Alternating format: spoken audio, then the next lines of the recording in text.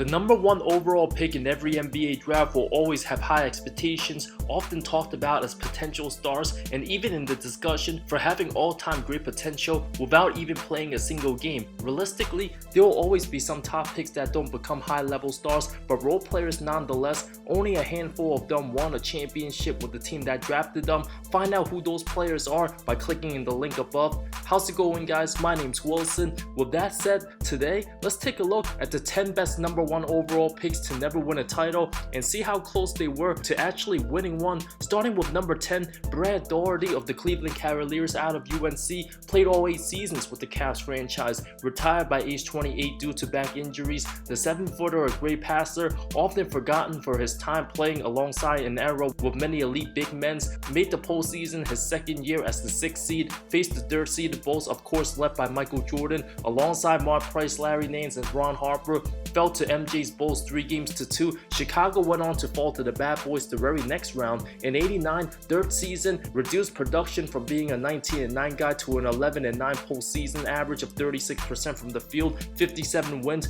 The 3rd seed fell to Jordan's Bulls once again, this time a buzzer-beating game winner, a heartbreaker. Another first-round exit in 1990 to Charles Barkley's Sixers. Daugherty averaged 23-10, while in '92 had the best chance to advance all the way to the conference finals, the 3 seed, only to fall to Jordan's Bulls for a 3rd time. His 18-10 average is not enough. Then in '93, got to the semis, no match again, falling to MJ's Bulls, getting swept in humiliating fashion. For the 2nd time, a Jordan game-winning buzzer beater to close the series. Daugherty's Cavs falling 0-4 all-time to Jordan in the postseason. Cleveland's title hopes had their windows closed. If those Cavs team would have won one of those Bulls series, Daugherty would have been more remembered. Number 9, Ralph Sampson, the 7'4" phenom out of University of Virginia, viewed as the next big thing. Consensus number 1 pick, the '83 draft, made an immediate impact, helping the 14-win Rockets win 29 games, but only 29 since they tanked at the end of the season to snatch another top pick,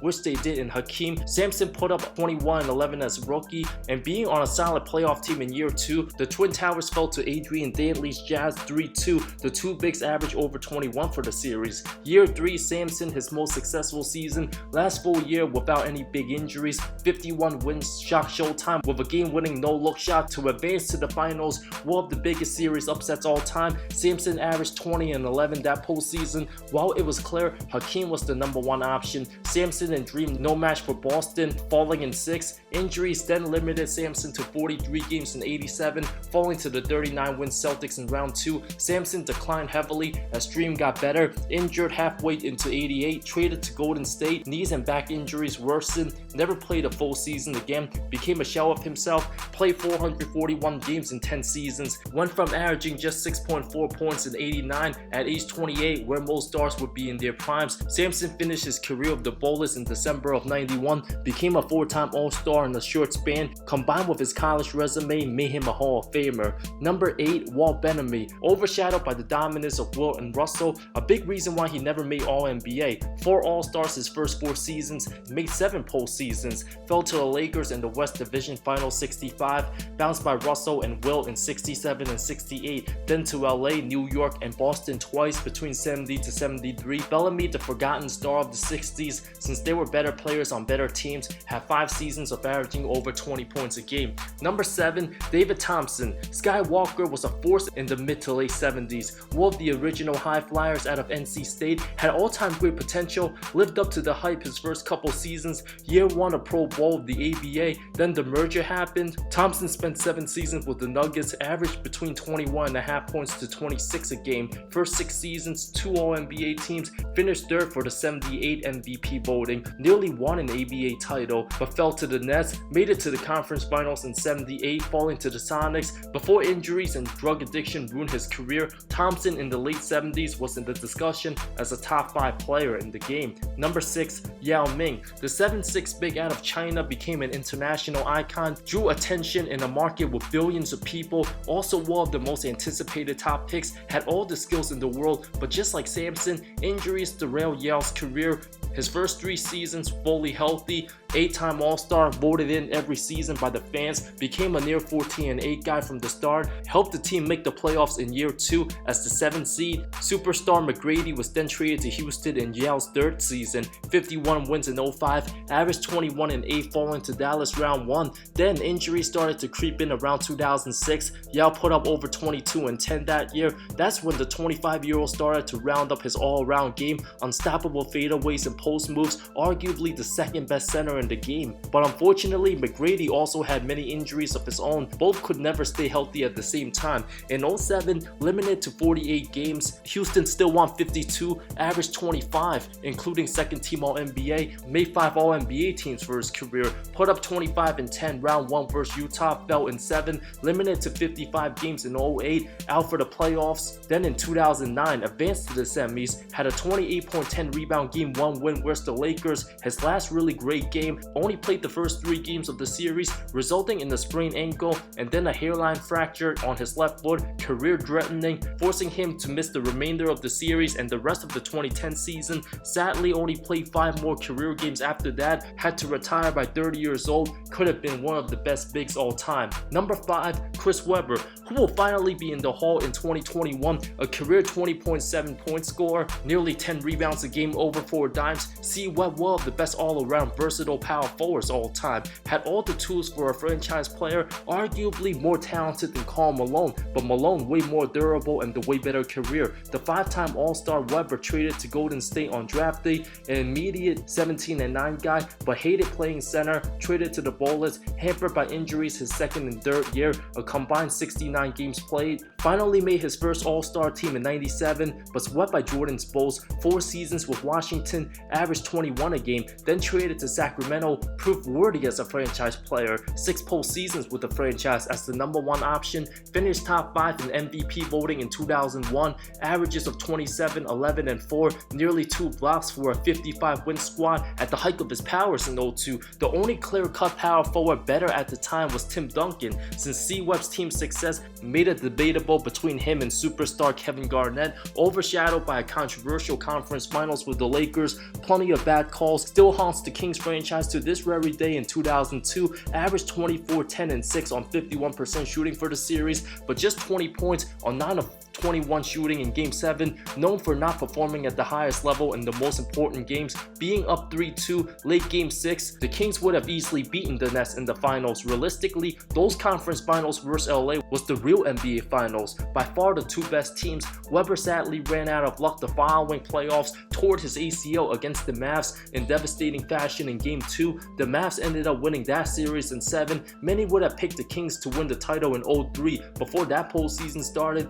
being the most talented team with a healthy roster on paper. Webber never became the same after, didn't return till March of 2004. Sacramento still won a total 55 games that season, averaged over 18-8 versus the Timberwolves in the semis, a subpar 16-point Game 7, then traded in the middle of the following season. The Kings franchise still not the same after C-Web's departure, became a shell of himself at age 33 with the 07 Pistons, averaged 10-6 that postseason, got to the conference finals before falling to the Cavs. Number 4, Bob Lanier. The 8-time All-Star averaged just over 20-10 for his career, 14 seasons, a beast with the Pistons. The furthest he went with Detroit, being in the semis in 1976, falling to the defending champions Warriors, then became a good role player with the Bucks, making 5 playoff stints with that franchise, 2 Game 7 losses to Seattle and Philly, then in 82, lost to Dr. J Sixers in 6, in 83, falling again to Philadelphia to Irving and Malone Sixers in 5 in those conference finals.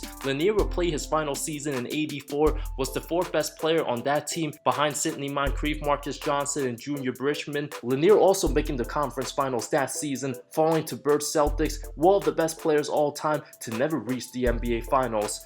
Number 3, Allen Iverson, 11-time All-Star, former MVP, 7 All-NBAs, 4 scoring titles at just 6 feet. His accomplishment, something we might never see from anyone his size again. Played with all heart, 2 semis losses in 99 and 2000 to the better Pacers. Iverson's Sixers never had a fully stacked team, mainly all defenders. He was always the number 1 scoring option. In 01, after 56 wins, the 25-year-old averaged 33.6 dimes, 2.5 steals, and an improbable postseason postseason run, finally knocked off the defending Eastern Conference champs in round 1, 7 games outshining prime Vince Carter's Raptors, and another 7 to knock off Ray Allen's Bucks and route to the finals. The fact that not even Sacramento or San Antonio in 0-1 can take one game from Kobe and Shaq's Lakers, just a testament to how great prime Iverson was. Philly had no business winning any game of that series, but the 48-point Game 1 driller will always be iconic, putting up nearly 36 in those 5 games, an incredible carry job, making it so far. Iverson's Sixers never got the great players needed to seriously win a title. The answer, unfortunately, just won one more playoff series since in 03, fell to the Pistons in 6 games those semis, then traded to the Nuggets in 07, being in the loaded West, fell in the first round in back-to-back years to Duncan's Spurs in 07, followed by Kobe's Lakers in 08, didn't finish the latter part of his career in memorable terms, nevertheless, one of the most beloved icons the game has ever seen. Number 2, Patrick Ewing. The Georgetown phenom drew comparisons to Bill Russell, a 7-foot lethal shot blocker, good mid-range game, but had some knee injuries coming into the league and wasn't as fully explosive as he was in college, still became the best player in Knicks history, 11-time All-Star, 7 All-NBA teams, 3 defensive teams, playing in the toughest era with many great big men, led New York to 13 straight postseasons, got to the semis in 1990, averaged 29.4 points a game that postseason. In 92, took MG's Bulls to 7 games in the semis, averaged over 22 and 11, had good players in Xavier McDaniel, John Starks, Gerald Wilkins, Oakley, Mason, and Mark Jackson. Those Knicks would have had a huge chance to win it all in 92, arguably their deepest team. Then in 93, Ewing led New York to 60 wins, made short work of the Pacers and Hornets, up 2-0 against Chicago, the Garden at the peak of their intensity, despite a 33-point Game 5 performance, fell by 1 possession after suffocating defense by the Bulls at the rim. Ewing's 26 and 13 in Game 6 wasn't enough. The following season led New York to the finals, but never outscored Hakeem in any one of those 7 games. 1 possession away to winning it all. In Game 6, teammate Starks got blocked by Hakeem. Ewing went just 6 of 20 in the 6th game and 7 of 17 Game 7, the closest he came to capturing a title. Absolute heartbreaker, upsetted by the Pacers the following postseason, missing a point-blank layup the final seconds of Game 7. Ewing also known for not elevating his game at the highest level in the most important games. Knicks a little past their primes in 97 and 98, fell in the semis. Ewing then started to slow down, untimely injury in 99, 36 years old, just 2 games into the Pacers Conference Final Series. Short-handed, New York without him, no chance against San Antonio, while in 2000, Ewing became a 15 and 10 big, fell to the Pacers in the conference finals, was the 3rd option by then, sadly ringless in 17 seasons, but will forever be a Knicks legend. Number 1, Elgin Baylor. 14 seasons with the Lakers, a career average of 27.4 points, 13.5 rebounds, over 4 assists, the 11-time All-Star, 10 All-NBA teams, one of the best to never win a single regular season MVP or a scoring title as well, overshadowed by Wilt obviously. The Lakers made the postseason every year of his career, but a tough break, having a finals record of 0-7 all time. 6 of those losses came into the hands of Bill Russell Celtics, the biggest heartbreaks in all professional sports. In the prime of his career in 62, Baylor dropped 61 in Game 5 of those finals, averaged over 40 for the series, including having 41 in Game 7. Teammate Frank Sylvie, a basket away to seal it in regulation, ended up falling in OT, lost in 6 games the following finals, despite averaging 34 and 15. Baylor then got hurt in Game 1 of the 65 playoffs. Teammate Jerry West carried LA all the way to the finals, losing to Boston in 5 games. Then in 66, lost in Game 7 to Boston, followed by falling to the same Celtics in 6 and 68. Baylor then struggled for most of the 69 finals, averaged 18 and 10 on just 40% shooting, losing by 2. Another 7-game finals loss to the Knicks the following year, then 2 games into the 71 season, ruptured his Achilles and retired 9 games into the 72 season with knee problems, the worst possible timing imaginable. Since the Lakers went on a record 33-game win streak after he called it a career, LA also finally won the championship in 72, coming up short in all the major awards, a reason why Elgin Baylor's name often not mentioned amongst the best of the best. Honorable mentions includes Larry Johnson, Derek Coleman, and Elton Brand. I'm not going to mention current players that are still in the league for 2021, like the John Walls, Derrick Rose, and Blake Griffins of the world. Most of them still probably going to be in the NBA for the next couple of seasons. A few of them might be on this list when it's all said and done. Which one of these #1 picks do you feel the most bad for that they never won a title? Let me know in the comments below. Once again, thank you so much for watching. Subscribe for more content, more good stuff coming soon. I love all of you. See you next time.